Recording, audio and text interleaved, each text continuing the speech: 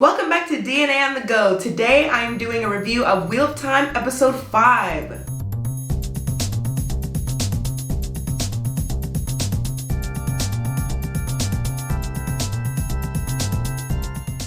So in this episode, we got to know a little bit more about Stepin and his grief after losing the sister in the last episode. And I'm really happy that they did a grief episode because I know in a lot of other shows, they just kind of like brush over it when somebody dies.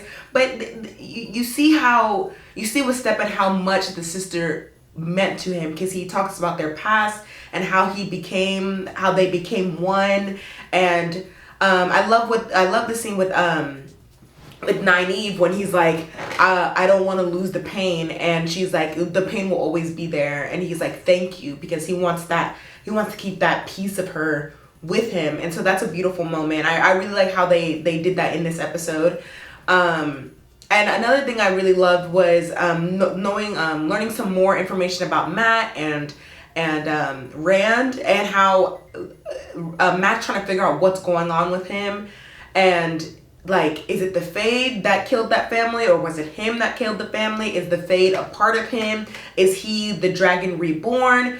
They're trying to figure that out. And Nynaeve and Rand have a reunite. They reunite, and everyone's really happy that Nynaeve is alive.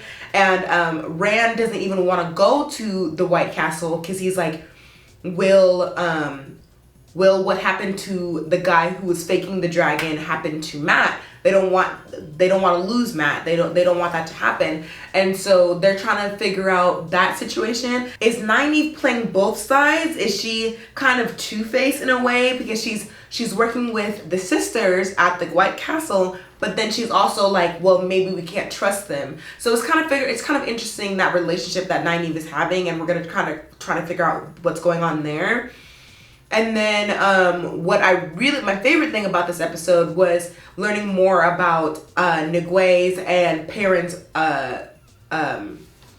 their powers, because the White Cloak guys like take them, and they're trying to figure out, do you have the powers that the sisters have?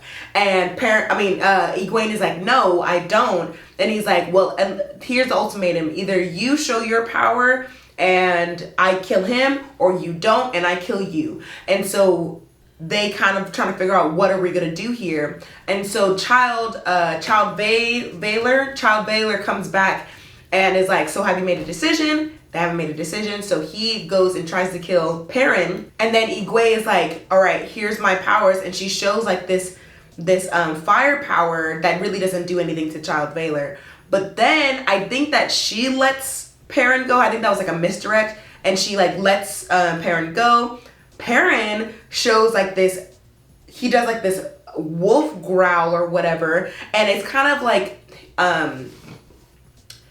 it's kind of answering my suspicions of, is he able to control wolves? Is he the alpha of wolves? Does he have a wolf power? Like, we're trying to figure that out as well, because he like, I don't know if he summons the wolves to kill the White Cloaks, but Egwene is like, they're gonna kill us too, and he's like, no, it's gonna be okay. They're not gonna kill us. And it's really interesting to see. And so we're just kind of going on this journey, trying to get some answers and trying to figure out, oh, is Perrin a wolf something? Is Egwene a sister? Is Matt the dragon? What does Rand do? Like, what's going on? So it's going to be really interesting to see when they all come back, because they've been away from each other for a month now. And so I'm really waiting for that episode where they all reunite and just kind of talk to each other and figure out, hey, this is what's happening with me, this is happening with him, what's going on? Let's get some answers. Are we going to the White Castle? What are we going to do? Are we going to just do this by ourselves? Are we going to meet up with Moran?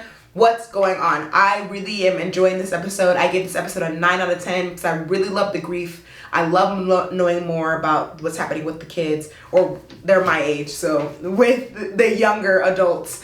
So yeah, and I give this episode 9 out of 10. The ending was really great too, when it was sad and great at the same time, when Stepin killed himself because he just couldn't deal with the grief anymore. It was too much for him, and they do like this kind of tribute to him at the end, and that was really cool. So I have high hopes for episode 6. So let me know down in the comments what you thought about this episode. Let me know down in the comments your rating, who your favorite character is, because I think my favorite character is Egwene. Egwene, and I don't know. Yeah, Egwene and Perrin are my favorite. So let me know down in the comments who you like in this show. Also make sure to follow us on Twitter at InWoodley to send in your theories and your questions. Make sure to subscribe. We're 117 subscribers away from our goal of 1,500 at the end of this year. So make sure to subscribe, and we'll see y'all next time. Bye.